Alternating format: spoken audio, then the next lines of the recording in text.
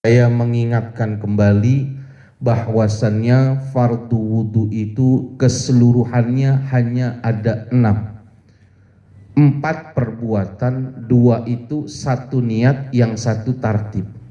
Kalau bicara perbuatan hanya ada 4. Fardu itu sesuatu yang harus dibasuh, yang harus disiram. Kalau kita meninggalkan satu saja yang fardu, maka dapat dipastikan wudhu kita tidak sah. Pertama dan yang kedua, kemarin niat disertai membasuh wajah. Yang namanya wajah dari mulai tumbuh rambut sampai dengan dagu, dari cuping kiri sampai cuping kanan, ini disebut dengan wajah. Sunnahnya guroh dilebihkan sampai ke atas, basah semua. Jadi kuping kena juga. Kuping kenanya sampai 9 kali kena kuping. 3 kali pada basuh muka, 3 kali pada saat membasuh kepala, 3 kali khusus basuh kuping. Jadi kuping 9 kali dibersihin. Jadi kalau orang rajin wudhu nggak mungkin congean gitu. Nggak mungkin dia budek dipanggil nggak denger gitu, nggak mungkin. Kenapa? Karena 9 kali dibasuh kupingnya. Yang ketiga apa? Yang ketiga, kita diperintahkan untuk melakukan membasuh kedua tangan. Basuh kedua tangan. Dari mana? Dari tangan sampai siku. Bukan dari siku ke tangan. Bagi siapa? Bagi yang wudhunya sendiri. Bagi siapa? Bagi yang mampu melakukannya. Sekarang ada dari atas ke bawah, sah nggak? Sah, tapi makruh. Kenapa? Ajarannya dari tangan menuju siku. Yang keempat kemarin apa? Mengusap. Mengusap apa? Mazhab Syafi'iyah yang diusap 2. Yang afdol mengusap bagian kepala, kulit kepala yang dibasuh. Berapa yang harus dibasuh? Syafi'iyah sekecil aja. Artinya litabait, yang penting bagian kepala kena diusap cukup. Kalau mazhabnya Imam Malik harus keseluruhannya diusap. Kalau mazhabnya Imam Abu Hanifah harus 1/4. Kalau kita asal udah kena yang namanya kulit kepala cukup. Mau yang depan, yang belakang bebas. Ambil, usap, tempelin, sah. Atau nggak kena kulitnya, kena rambutnya, sah. Yang penting rambutnya tidak keluar dari kepala. Makanya kalau mau ngusap bagian rambutnya, yang tengah yang diambil. Supaya pas ditarik masih di dalam kepala. Kalau ngambil yang di sini, kita usap rambutnya, ini keluar dari bagian kepala. Kenapa? Udah kena jidat dia. Bisa dipahami? Ini mengusap. Nah, sekarang masuk yang kelima, yaitu membasuh kedua kaki. Membasuh berarti airnya harus mengalir. Baik mengalir dengan sendirinya ataupun dengan cara dibantu dengan tangan. Yang pasti airnya kudu ngalir. Kalau cuma sekedar diusap, maka tidak dianggap memadai daripada membasuh kaki. Nah sekarang, kalau yang membasuh kaki ini, yang mana dulu? Kakinya ada 2. Dalam Al-Quran tidak dijelaskan yang mana yang harus dibasuh terlebih dahulu. Tapi kaidah sebagaimana yang pernah kami sampaikan, kalau ada kanan dan kiri tetap disunahkan selalu mendahulukan yang sebelah kanan. Maka basuhlah terlebih dahulu yang sebelah kanan. Bagaimana cara membasuhnya? Di sini bunyinya ghuslur rijlaini ma'al ka'bain. Membasuh kaki sampai mata kaki. Berarti yang dibasuh mana? Kakinya dulu. Dari sini dulu, basuh sini sampai sini. Pernah lihat nggak orang wudhu begini? Pak, pernah lihat nggak orang wudhu begini nih? Iya. Pernah nggak? Ini air keran nih. Ya. Wudhunya pernah lihat nggak? Iya. Ada nggak orangnya di sini? Yang wudhunya begini ada nggak? Ini dari mata kaki ke kaki apa dari kaki ke mata kaki? Dari mata ke kaki. Dari mata kaki ke kaki. Sesuai nggak sama teksnya? Enggak. Enggak sesuai. Tapi sah nggak? Masih sah. Tapi melawan afdolnya. Makanya kesunahan pada saat berwudu, orang yang berwudu itu sunahnya duduk. Kalau mandi janabat, sunahnya berdiri. Kenapa? Karena nanti ada beberapa kesunahan-kesunahan pada saat wudu, termasuk sunah nyela-nyela. Nyela-nyela ini apa ya? Nyala tuh bukannya jelek lo, bukan itu. Nih wudu yang sunnah begini. Nih kaki kanan nih. Basuh yang kanan dulu. Pakai tangan kiri, jari kiri, gini nih. Sini dulu, bersihin dulu nih. Terus jalan. Ini kalau orang pijit terapi yang dipijit juga begini semua, bagian sini semua. Supaya apa? Jalan semua, aliran darahnya jalan. Sekarang dia wudu gini aja nih. Pakai air ngalir. Kalau dia yakin nyampe semua, sah aja. Tapi ganjarannya setengah. Berbeda dengan orang yang punya kerjaan benar-benar dia siapin wudunya begini. Masuk. Terus dia basuh semua. Harusnya sampai sini aja, Pak. Tapi dia sunahkan tahjid, dia lebihin segini, dan lebihin segini. Sampai betis-betisnya kena. Masuk yang sebelah kiri. Pakai jari ini, masukin sini. Terus lagi. Terus semuanya sini semua bersihin semua. Lebihin sampai betis. Ini namanya membasuh kedua kaki. Kalau ada sesuatu yang menghalangi daripada sampainya air wudhu kepada kaki, maka penghalang itu harus dihilangkan. Satu saat jarinya nempel gitu, gini nih, gara-gara power glue nempel nih, maka jarinya harus dibersihin dulu power glue. Nempel nih, saya dalam power glue disengin gitu. Waktu mau wudhu, power glue-nya harus dihilangin. Kenapa? Gara-gara power glue, airnya nggak bisa masuk ke sini. Ada sedikit cat, bersihin dulu catnya. Kalau sudah maksimal, masih ada bekas asarnya, dimaafin. Tapi kalau masih kelihatan hijaunya, kita sholat nih. Bapak ngelihat saya, di jari saya ini, bukan di jari, di tumit saya ada cat mufarokoh langsung. Kenapa? Berarti wudhu saya nggak sempurna. Kalau dia wudhunya sempurna, dia lihat semua. Tegur saya, Ustaz, maaf tadi wudhunya nggak sempurna, ada bekas catnya. Terus saya bilang, emang saya nggak wudhu, udah jelas nggak sah berarti. Jangan jadi imam gitu. Kelihatan gitu. Kecuali nih Pak, memang dari kecil jempolnya udah nempel sama jarinya kayak bebek gitu. Jangan disobek ini mah, emang udah dari Tuhan bentuknya begini. Karena ada yang nempel, ininya ini nempel gitu. Nah kalau nempel asli ciptaan Tuhan, jangan dibelah, nyiksa. Tapi kalau aslinya nggak nempel, gara-gara power glue nempel, maka harus dibuang dulu. Al-maisur la yasqutu bil maksur. Sesuatu yang mudah harus dihilangkan, nggak boleh dipersulit. Artinya diusahakan hilang. Sampai kalau udah nggak bisa lagi, walaupun kelihatan sedikit nggak apa-apa.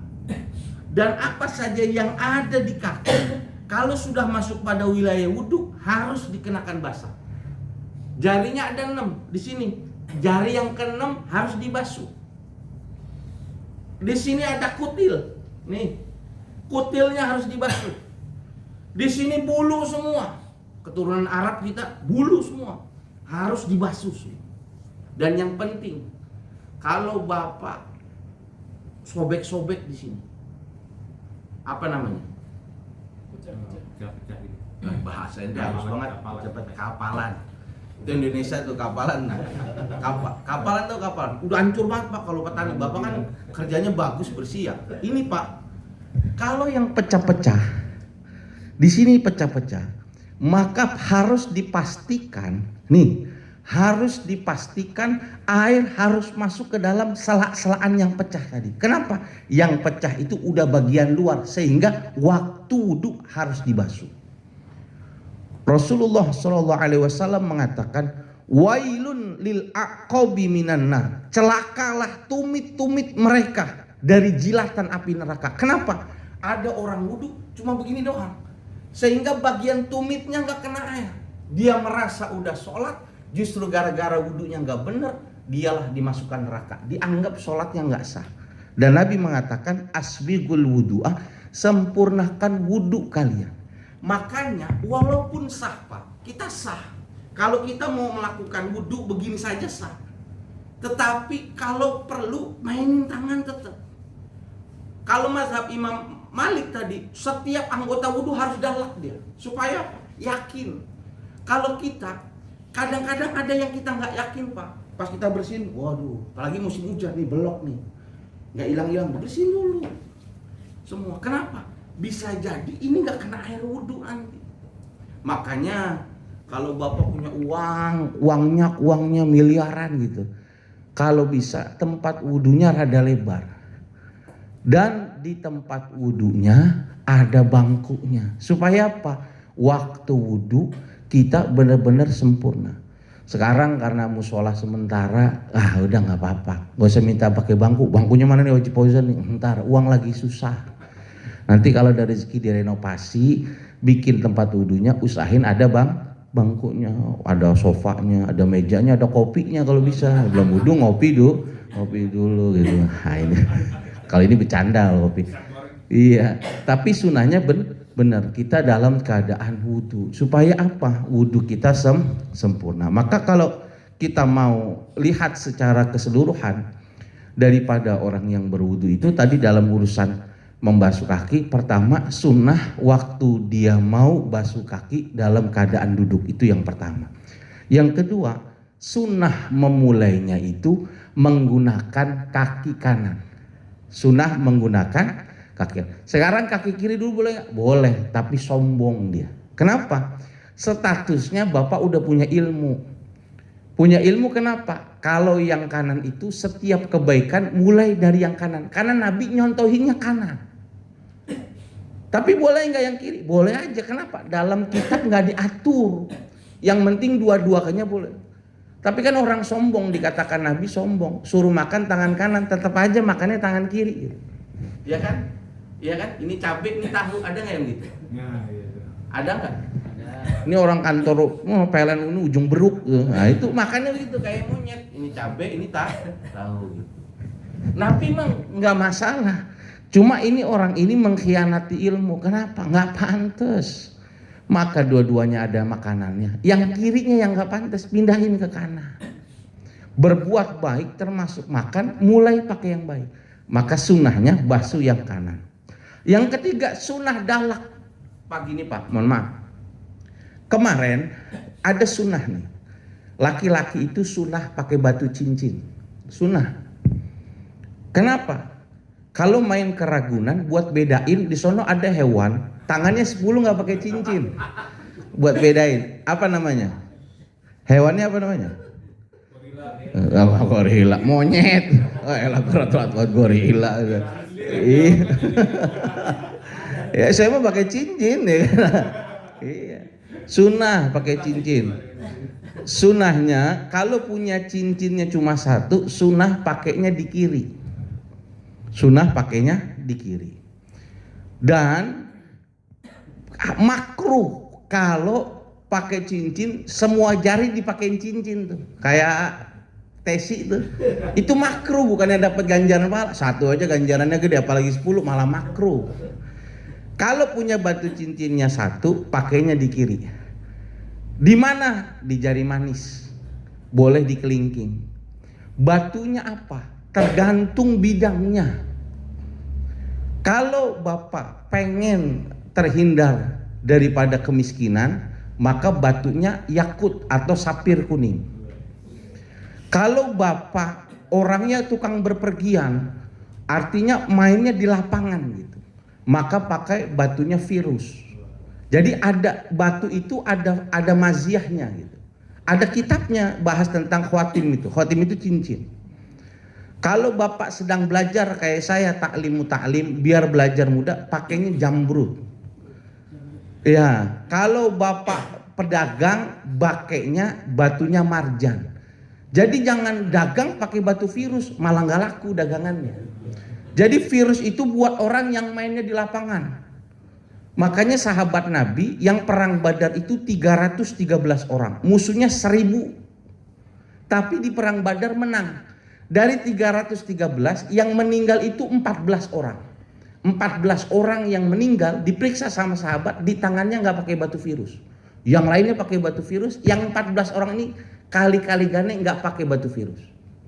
Jadi disunahkan walaupun pakai ring doang gitu, pakai cincin. Nah, waktu kita pakai cincin itu kan sunnah ngikutin Nabi. Usahakan cincinnya itu longgar. Supaya apa? Waktu kita wudhu, sunnah kalau cincinnya longgar digerakin cincinnya. Supaya apa? Nggak usah dicopot, air wudhunya masuk. Tetapi kalau cincinnya nyetrat, namanya boleh dibagi sama teman, kadang kita kan harusnya di tangan kita mah dikelingking, taruh di jari manis kan, nyetrat banget tuh.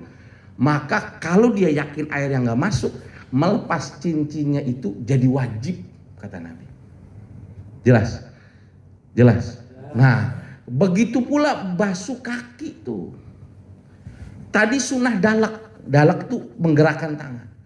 Kalau memang mulus-mulus aja, nggak ada masalah, jari kita bersih semua, maka dalak itu sunnah hukumnya. Tetapi kalau kaki kita bermasalah, banyak bekas sobek-sobekan, mainnya di tanah gitu. Kalau seandainya dengan cara tidak mendalak nggak masuk, maka dalak hukumnya wajib buat kita. Harus digosok-gosok. Kenapa? Harus yakin masuk di situ. Yang keempat, sunnah tahlil. Nyala-nyala tadi itu, pakai jari kelingking. Kelingking kiri, tangan kiri buat kaki kanan, kelingking tangan kanan buat kaki yang sebelah kiri. Yang kelima, sunnahnya apa? Kita diperintahkan sampai mata kaki ini. Kalau mata kaki kena udah sah. Tapi sunnah tahjil dibasuh sampai dengan betis kita basah. Jadi bapak yang pakai celana segini doang boleh nggak? Pakai celana chino sah, boleh aja. Yang penting kena. Tapi yang bagus diangkat sampai kena bagian betisnya. Yang keenam, nyiramnya itu mulainya dari kaki, dari jari jemari kaki sampai ke mata kaki. Sekarang kalau dibalik nggak apa-apa, ngelawan kebiasaan. Barulah yang ketujuh, sunnah nih seperti biasa, waktu membasuh rukun ini nih, yang 4 perbuatan ini usahakan doa, jangan sampai nggak doa. Doa waktu basuh kaki kanan, Allahumma sabbit qadami ala siratikal mustaqim ma'a firqatul mu'minin wal muslimin. Ya Allah, tetapkanlah kaki kanan saya ini di jembatan siratul mustaqim bersama orang-orang mukmin dan orang-orang soleh ya Allah. Kalau nggak bisa bahasa Arab, lagi banyak pikiran, banyak catatan, bilang aja, ya Allah, nih kaki kuatin di jembatan siratul mustaqim, kuatin. Waktu yang kaki kiri kita doa, ya Allah, jangan sampai kaki saya yang kiri ini terpleset bersama orang-orang munafik. Udah itu aja. Kenapa? Karena nanti setiap kita manusia, ujian terbesar kita nanti di kelas 3 tuh. Udah tadi kita di alam mauquf berdiri 500 tahun berdiri. Nanti ujian yang ketiga setelah mizan, jembatan Shirathul Mustaqim tuh. Jembatan Shirathul Mustaqim itu bentuknya kayak JPO. Jembatan penyeberangan orang itu. Naiknya 1000 tahun, jalannya 1000 tahun, turunnya 1000 tahun. Pintu pertama jembatannya itu dari padang mahsyar, ujung jalannya itu surga, bawahnya neraka. Di dalam neraka itu ada gantole namanya. Kalau bapak biasa kerja di pasar, ada orang bentuknya kayak pecut, bukan kayak pecut, kayak apa ya? Buat narik beras, tahu nggak karung beras? Gancu barangnya. Orang Betawi bilang gancu. Dia tarik tuh, cek. Itu dari bawah neraka itu banyak malaikat-malaikat neraka itu gancuin orang yang ada di jembatan Shirathul Mustaqim. Nyenggetin. Kalau dia yang sholatnya nggak bener, itu jalanan Pak, itu udah rambut dibelah jadi 7. Kalau kita wudunya doa gitu, ya Allah, mudah-mudahan kau tetapkan kakiku di jembatan Shirathul Mustaqim. Itu ibarat kata rel kereta api masuk ban kereta api ngepas gitu. Mau ditarik kayak apa, nggak gerak dia, tetap kencang. Kenapa? Udah ngeklep munci. Kenapa? Wudunya bener dia. Tapi kalau jarang berwudu, jarang kita doa gitu, itu jalannya miring-miring gitu. Kata malaikat, nggak usah gue gantol, gue bilang jatuh dia. Nggak usah pakai digodain, ntar juga jatuh. Tapi nanti ada digambarkan sama Nabi kalbartil khotib, seperti sambaran kilat gitu. Artinya apa? Itu malaikat belum siap gantolnya udah nyampe surga dia. Siapa dia? Bukan cuma wudunya bagus, badannya meriang nungguin kapan azan sholat gitu. Gelisah kok nggak azan-azan gitu. Dari jam 9 tuh udah, aduh lama banget zuhur ya Allah. Udah kangen gitu. Udah sholat sunnah lagi. Sampai nggak nafsu makan nungguin azan zuhur. Waktu azan zuhur datang, dia senang banget kayak ketemu kekasih. Alhamdulillah ya Allah ketemu zuhur. Buru-buru tuh dia sholat. Wudunya dari jam 9. Badannya meriang, kenapa? Takut nggak ketemu sama zuhur. Pernah nggak begitu kita? Halo? Pernah nggak? Kita ngerinduin cuma maghrib Ramadan doang. Itu dari wuduk zuhur tuh, yang namanya azan maghrib itu yang paling kita nanti Ramadan doang. Lepas Ramadan nggak ada yang menanti. Nah, orang yang digambarkan kayak sahabat menunggu dari satu waktu ke waktu yang lain dengan ibadah, itu yang nanti digambarkan kalbartil khotib. Waktu disuruh panitia alam mahsyar, ayo jalan, wing, dia cepet banget tuh. Nanti ada yang jalannya pakai mobil Mercy mewah, Alphard mewah. Siapa mereka? Mereka orang yang waktu di dunia punya rizki berkurban, tapi kurbannya serius. Dia kurban sapi tapi buat dia seorang. Maka dia gambarannya seperti naik mobil Alphard seorang diri. Kalau yang satu sapi bertujuh, naik angkot bertujuh, enakan mana? Alphard sendiri nih. Nah, ini Alphard sendiri nih, orang mewah nih dia nih. Waktu ngelewatin kayak jejak rel kereta api kuat, malaikat juga silo. Boleh juga nih mobilnya. Dulu kurbannya sapi. Karena ada orang kurban, itu kambing dipotongnya bukan embe, emak gitu. Jadi beli kambing yang 1.300.000. Yang masih nyusu sama emaknya. Pas dipotong bukan embe tapi emak. Ini nih yang kesononya naik becak bannya gembes. Jadi dia genjot sendiri, lama tuh. Nah, itu gantolenya kenceng tuh, masih kurban dia. Nah, yang tenang lagi orang yang ahli ibadah. Dia amalnya nggak banyak, tapi demen sama wudhu, dia demen sama sholat, jalannya tuh tenang. Digantole nggak kena gitu. Kita jalannya lama karena memang amal kita sedikit. Tapi pas digantole, digancok nggak kena gitu. Nggak kena. Selamat mas. Ya yang jarang sholat ini nih, belum banget jalan udah kepleset. Tahu nggak Pak? Ulama bilang, Imam Al-Lais bilang, dalamnya ujung daripada jembatan Shiratal Mustaqim sampai ke bawah 70 tahun itu belum sampai. Kalau orang jatuh 70 tahun itu belum sampai dasar, belum, masih ngambang 70 tahun saking dalamnya neraka. Saking kenapa? Berapa banyak orang yang tergelincir di mizan, dia masih aman, ditolongin sama Nabi. Kasihan dia sholatnya jarang, tapi sama taklim rada demen dia. Walaupun subuh 7:30, tolong ya Allah kasih dia. Jadi yang nimbang ini kata malaikat, ditolongin mulu gitu. Jadi malaikat yang nimbang suka kesel. Kenapa? Nabi nolongin mulu. Kasihan itu Bang Edi. Memang begitu orangnya. Tapi walaupun begitu, dia yang menjadi menganalisasi, jadi ada pengajian, tolong ya Allah gitu. Tapi amalnya jelek nih, ya Allah tolongin ya Allah. Min ummati kata Nabi. Ya. Nah, kata malaikat yang di mizan, nanti di jembatan Shiratal Mustaqim tanggung jawab masing-masing. Ya, waktu di Shiratal Mustaqim itulah gara-gara kita ngaji, kita mulai bener gitu. Wudhu yang bener masa iya sholat sehari 5 kali aja sampai nggak diterima gitu. Nah, waktu wudhunya inget, ya Allah, nih kaki kuatin ya Allah, jangan sampai kepleset ya Allah. Yang kiri ya Allah, nih jatuhnya kan di kiri nih, karena kiri lebih lemah. Ya Allah, jangan sampai kepleset bareng orang-orang munafik. Waktu basuh tangan ya Allah, terima kita pakai tangan ini ya Allah, tandanya orang yang selamat. Jangan terima pakai tangan ini ya Allah, jangan. Ini tandanya mampir ke neraka. Waktu basuh muka, ya Allah, terangkan wajah ini di hari dimana orang-orang merasa gelap wajahnya dengan keburukan yang mereka lakukan. Ya Allah, waktu basuh kepala, jangan kau sentuh rambut dan kulitku dari jilatan api neraka. Siapa yang kuat dijilat oleh api neraka? Nggak ada yang kuat. Nggak ada yang kuat. Orang setan saja, jin saja, yang mereka sama-sama terbuat dari api, yang katanya api ketemu api itu nggak ngaruh. Enggak Pak. Justru jin aja, setan saja yang maksiat karena api lumer dengan apinya neraka, apalagi kita. Enak ya, setan kan terbuat dari api, neraka isinya api, api ketemu api, adem dong. Enggak. Kayak pipi bapak sama tangan saya sama-sama kulit, saya gampar, sakit gak Pak? Sakit apa enggak? Harusnya enggak dong, kan sama-sama kulit. Nah begitulah ketika Tuhan nyiksa daripada setan-setan yang melakukan kemusyrikan, melakukan kemunafikan, Allah gampar demikian. Nah oleh karena itu tadi tuh, waktu basuh kaki bener-bener tuh, jangan sampai basuhnya setengah-setengah, jangan.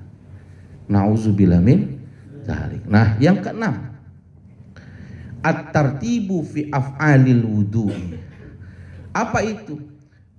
Tertib di dalam melakukan perbuatan wudu, kama zakarna, sebagaimana yang kami sebutkan. Bapak, mohon maaf sini Bapak.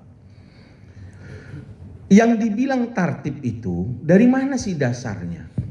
Dasarnya tartib itu Nabi waktu selesai tawaf, Nabi mau sa'i Pak. Sa'i itu bukitnya ada dua, Bukit Sofa, Bukit Marwah. Nabi bingung ini, mulainya dari mana ya Allah? Turunlah ayat inna sofa wal marwata min sya'airillah.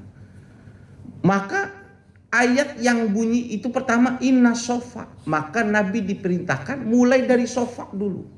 Berarti kalau 7 kali lari, mulainya di sofa, nanti selesainya di marwah, itu udah pasti. Karena kita disuruh sa'i 7 kali. 1 kali, 2 kali, 3 kali, 4 kali, 5 kali, 6 kali, 7 kali, 8 kali. Balik lagi. Nah, sekarang ada orang mulainya dari marwah. Ini orang iseng nih. Mulainya dari marwah. Maka dari marwah ke sofa, dia nggak dihitung sama sekali. Dihitung dari mana? Dari sofa ke marwah. Jadi dia 8 kali balik. Paham? Kenapa? Karena dia melawan daripada tartib tadi. Tadi kalau secara hitungan yang dibasuh itu begini Pak, muka dulu, ini muka, tangan, ya kan, tangan. Kalau dia begitu nggak sah dia. Kalau gitu nggak sah gimana maksudnya? Kalau 4 tadi ditukar-tukar, pertama begini, kaki dulu kanan, habis kaki nih muka, habis muka tangan 2. Sebagian rambut, kan udah dikerjain semua kan? Karena dia nggak berurutan, nggak sah. Sekarang begini mulainya nih, mohon maaf nih. Dia mulai kaki dulu nih. Ini mulai kaki dulu. Abis kaki, dia mulai tangan. Abis mulai tangan, dia sebagian kepala. Abis sebagian kepala, baru muka. Itu yang dari kaki, dari tangan, sebagian kepala nggak dihitung. Yang dihitung pas mulai muka tuh. Nah, itu lu udah. Baru dihitung 1. Maka dia harus ngulang lagi tangan, sebagian kepala, baru kaki. Itu namanya tartib, harus berurutan. Kalau ente sudah melakukan tapi tidak berurutan, tidak mualat, wudunya nggak sah. Kenapa? Harus sesuai dengan aturan agama. Idza kuntum ila sholati fagsilu wujuhakum, basuh dulu muka kalian. Wa aydiyakum ilal marafiq, basuh dulu tangan kalian. Wamsahu biru'usikum, basuh dulu kepala kalian. Wa arjulakum ilal ka'bain, dan basuhlah kedua kaki kalian. Itu aturan dalam agama. Yang kedua, yang namanya tartib, Bapak tidak boleh pindah membasuh anggota fardu wudu sebelum anggota fardu wudu yang pertama sempurna. Kalau nggak sempurna, balik lagi. Sekarang Bapak udah wudu Pak, udah wudu muka nih, udah wudu muka, udah wudu tangan, udah basuh kepala. Pas lagi basuh kaki, Bapak lihat nih, di sini ada cat nih, di sini ada cat. Maka yang tadi lagi basuh kaki, ulang lagi basuh kepala lagi. Kenapa? Basuh tangannya bermasalah. Kenapa? Kalau masih ada cat, nggak boleh lari ke sini. Walaupun ini udah sempurna, gara-gara ada cat nggak boleh. Basuh lagi muka, bersihin dulu kotoran, baru bisa tangan sempurna, baru kepala. Itu makna daripada tartib. Yang pertama, Bapak harus melakukan wudu sesuai dengan aturan agama. 4-4-nya dilakukan secara berurutan. Tapi ingat, dalam berwudu boleh tidak mualat, boleh. Artinya boleh wudu itu dipecel-pecel, boleh. Berbeda dengan sholat. Kalau sholat sudah mulai takbir sampai salam harus selesai dia. Tapi kalau wudu boleh dipecel-pecel. Berangkat dari rumah, basuh muka dulu sama niat boleh. Nanti sampai kantor basuh tangan kanan. Nanti keluar basuh tangan kiri, basuh sebagian kepala, itu boleh. Nanti kapan dia doa? Doanya nanti kalau udah selesai basuh kaki kiri sempurna. Yang kedua, tidak boleh pindah pada fardu yang lain sebelum fardu wudhu yang pertama atau sebelumnya sudah dinyatakan sudah sempurna. Inilah maksud yang disebut dengan tartib. Jadi kalau nanti ada luka, di sini ada luka nih Pak, maka Bapak sebelum pindah nanti, di sini kan ada luka nih, ini kan harus dibasuh, ada perban, maka Bapak nggak bisa lari dulu nih ke bagian kepala, nanti Bapak harus berhenti dulu, harus melakukan tayamum dulu. Buat apa? Tayamum menyempurnakan anggota tangan yang tidak sempurna pada saat dia wudhu. Bagaimana caranya bertayamum? Nanti kita ketemu setelah membahas tentang sunnah-sunnah wudhu, baru ada tayamum. Kita harus belajar. Kenapa? Bisa jadi kita tayamum karena sebab kita sakit, bisa jadi kita tayamum karena tidak ada air, bisa jadi kita bertayamum karena mengganti anggota wudhu yang tidak sempurna.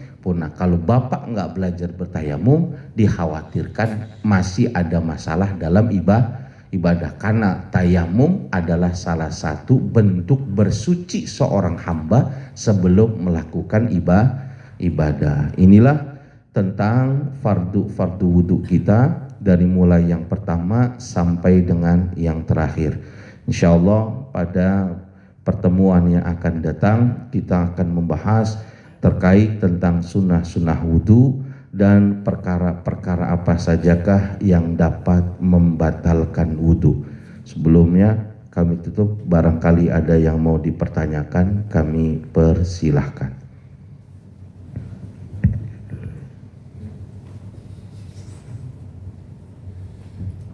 Usia sama catatan meterannya.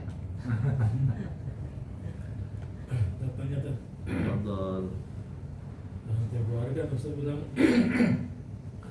kalau wudhu terus nggak dipergunakan buat ibadah itu makruh gitu ya? Makruh kalau dia sampai tajdidul wudhu lagi, ngulang wudhu lagi. Kalau dia punya kebiasaan jaga batal wudhu, gimana itu?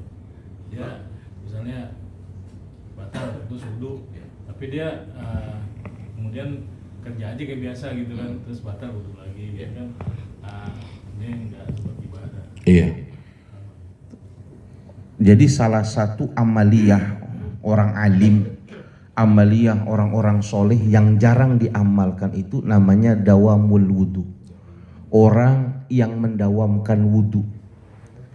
Orang yang mendawamkan wudhu. Artinya 24 jam wudhu terus. Ada sampai kiai di Tebu Ireng, Kiai Haji Ishak Latif, beliau lebih memilih menjaga wudhu daripada menikah. Beliau sepanjang hidupnya nggak menikah. Kenapa? Jaga wudhu. Kalau dia punya istri, repot. Istrinya cium tangan, batal wudhu lagi. Bahkan kalau pengantin baru masih genit-genitnya, habis wudhu mau sholat dibatalin kita. Ayo mau sholat nggak boleh itu. Tuh gedek tuh bini begitu, pengen kita santet tuh yang begitu. Nah, sampai Kiai Ishak Latif ini nggak mau Pak, nggak mau dia menikah. Kalau kita ibarat kata naik angkot cuma 1 kali, dia naik angkot bisa 10 kali. Baru naik angkot kesenggol perempuan batal, turun lagi dia. Cari tempat wudhu, gelisah kalau nggak wudhu. Itu yang beliau lakukan. Nah, sekarang gimana? Dia dawam wudhu, kan nggak tentu orang yang wudhu itu dipakai ibadah. Ini yang kurang pahamnya begitu. Setiap orang yang berwudhu Pak, setiap orang yang berwudhu itu punya sunnah. Namanya sholat sunnah wudhu. Jadi kalau orang dikatakan dawam berwudhu, otomatis dia ini sholat sunnah wudhu. Beda sama kita. Jadi kita pahamnya jaga wudhu, iya. Dia tuh habis selesai wudhu, dia sholat dulu 2 rakaat. Berarti udah dipakai belum wudhunya? Udah. Jadi selama dia kerja, dia batal. Nggak dosa, bukan nggak dosa, nggak kena makruh. Kenapa? Udah dipakai sholat. Kita nih Pak, Nabi pesan nih Pak, cari doa amaliyah kecil aja. Cari amaliyah kecil, tapi Bapak bisa istiqomah setiap hari. Cari itu. Dasarnya dari mana? Satu saat Rasulullah SAW itu melakukan Isra Mi'raj. Salah satu yang ditampakkan oleh Allah kepada Nabi Muhammad apa? Nabi itu bisa dengar suara sendal terompahnya sahabat Bilal. Nabi ingat, kelopak, kelopak, kelopak, kelopak. Nabi bingung nih. Jibril, itu suara apa? Masa kau nggak tahu suara apa itu ya Muhammad? Ini saya tahu nih. Ini mah saudara sendal bakyaknya Bilal. Jadi orang dulu sendalnya bunyi Pak, kayak sekarang bakyak gitu, koprak. Kita kan tahu nih Pak nih, kebiasaan kita nih, yang jalannya nyeksrek, yang jalannya diangkat kita udah paham. Ampe sendalnya aja nih yang jelek kita paham, kopak-kopak. Ini mah sendalnya punya ini. Ini sendalnya Bilal, Nabi bisa dengar ada di surga. Padahal Bilalnya masih hidup di dunia. Itu sendal siapa? Itu terompahnya Bilal ya Rasul. Selesai Isra dan Mi'raj, Nabi muji sahabat Bilal. Ya Bilal, amal apa yang ente lakukan? Ibadah apa yang ente lakukan? Kok bisa bunyi sendal ente sudah terdengar di surga, entenya masih hidup di dunia? Nabi bertanya sama sahabat Bilal. Bilal itu mantan budak, orangnya hitam, cuma tukang muazin, gak punya harta kekayaan, gak mungkin dari sedekah, gak mungkin. Makanya Nabi tanya, ibadah apa? Maka sahabat Bilal bilang gini, ya Rasul, saya gak punya ibadah yang hebat, gak punya ya Rasul. Cuma satu yang saya kerjakan dan ini saya istiqomah sebagaimana yang kau sampaikan ya Rasul, ibadahnya sedikit, yang penting istiqomah. Apa yang kau lakukan ya Bilal? Kata Bilal, setiap saya selesai melakukan berwudu, saya pasti sholat sunnah wudu. Setiap saya wudu pasti sholat sunnah wudu. Jadi tidak ada waktu berwudu kecuali sholat sunnah berwudu. Gara-gara dia melazimkan sholat sunnah wudu sama Allah, derajat kakinya, terompah sendalnya itu sudah ada di surga. Artinya sendalnya aja udah masuk surga, apalagi orangnya. Sendalnya aja dibawa ke surga, apalagi orangnya. Jadi Bapak cari Pak, di Pakubuwono ada haji 2000. Haji 2000, sepanjang hidupnya bagiin uang 2000 ke anak-anak. Supaya anak-anak berangkat sekolahnya itu semangat. Ayo, berangkat sekolahnya siapa yang datang buru-buru 6:30 dikasih uang. Yang lewat dikasih 2000. Sampai anak itu dewasa masih 2000. Ketika dia meninggal dunia, baru anak-anak ngerasain, duh udah gak ada haji 2000 nih. Kenapa? Dulu dia yang ngasih. Ini gara-gara dia nih, orang-orang sekolah rajin banget tuh. 5:30 anak-anak udah minta mandi, padahal masuknya 6:30. Emaknya aja belum bangun itu. Gara-gara apa? Pengen dapat 2000. Nah jadi Bapak nggak kudu duit Pak.